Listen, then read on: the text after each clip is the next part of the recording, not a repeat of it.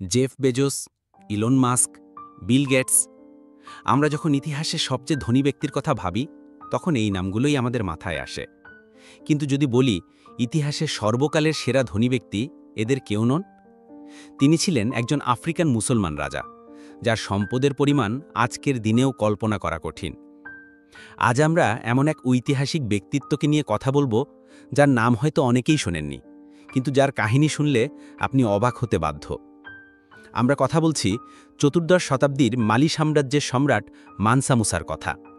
তার সম্পদের পরিমাণ আজকের হিসেবে প্রায় $400 বিলিয়ন বেশি ছিল বলে অনুমান করা হয়। সময়টা 1312 সাল। পশ্চিম আফ্রিকার বিশাল অংশ জুড়ে বিস্তৃত ছিল মালি সাম্রাজ্য। এই সাম্রাজ্যের মূল শক্তি ছিল দুটি জিনিস, সোনা এবং লবণ।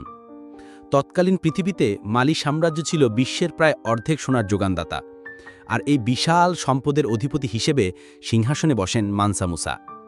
মানসা শব্দের অর্থ রাজাদের রাজা।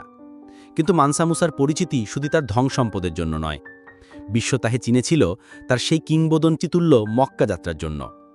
1324 সালে তিনি ইসলাম ধর্মের পবিত্র হজ পালনের জন্য মক্কার উদ্দেশ্যে যাত্রা করেন। কিন্তু এটা কোনো সাধারণ যাত্রা ছিল না। কল্পনা করুন 60,000 মানুষের এক বিশাল মিছিল, যার মধ্যে ছিল 12,000 দাস এবং প্রত্যেকের হাতে ছিল খাঁটি সোনার বার। 80 থেকে 100টি উটের পিঠে চাপানো ছিল কয়েকশো ওজনের সোনার গুঁড়ো। এই বিশাল বাহিনী যখন মরুভূমি পেরিয়ে কায়রো শহরে পৌঁছায়, তখন সেখানকার মানুষ অবাক হয়ে গিয়েছিল। মানসা মুসা ছিলেন অত্যন্ত দানশীল। তিনি কায়রোতে এত বেশি সোনা দান করেছিলেন যে সেখানকার সোনার বাজারে ধস নামে। সোনার দাম এতটাই কমে যায় যে প্রায় 1 দশক সময় লেগেছিল সেই অর্থনীতিকে স্বাভাবিক অবস্থায় ফিরতে। এই একটি ঘটনাই মানসা মুসার অবিশ্বাস্য সম্পদের প্রমাণ দেয়, এবং প্রথমবারের মতো ইউরোপীয় মানচিত্রে মালি সাম্রাজ্য এবং তার রাজার নাম স্বর্ণাক্ষরে লেখা হয়। কিন্তু এই গল্পের সবচেয়ে গুরুত্বপূর্ণ অংশ এখনও বাকি।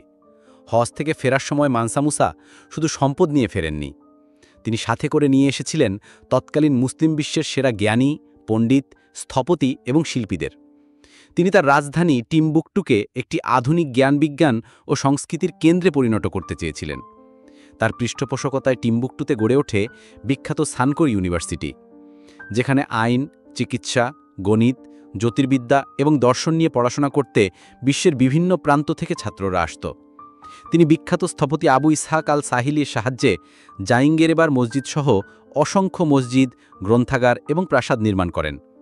মানসা মুসা প্রমাণ করেছিলেন যে সম্পদ শুধু ভোগ করার জন্য নয়, বরং একটি সভ্যতাকে জ্ঞান ও সংস্কৃতি দিয়ে সমৃদ্ধ করার জন্য ব্যবহার করা যায়।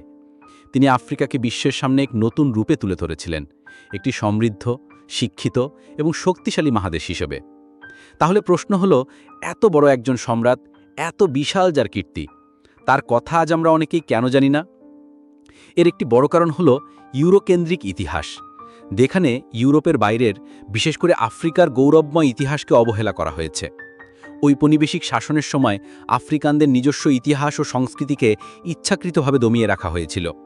মানসা মুসার গল্প শুধু একজন ধনী রাজার কাহিনী নয়, এই গল্প এক সমৃদ্ধ আফ্রিকান সভ্যতার, কালো সংস্কৃতির এক গৌরবময় অধ্যায়ের, যা আমাদের মনে করিয়ে দেয় যে ইতিহাস কেবল এক পক্ষের লেখা নয়।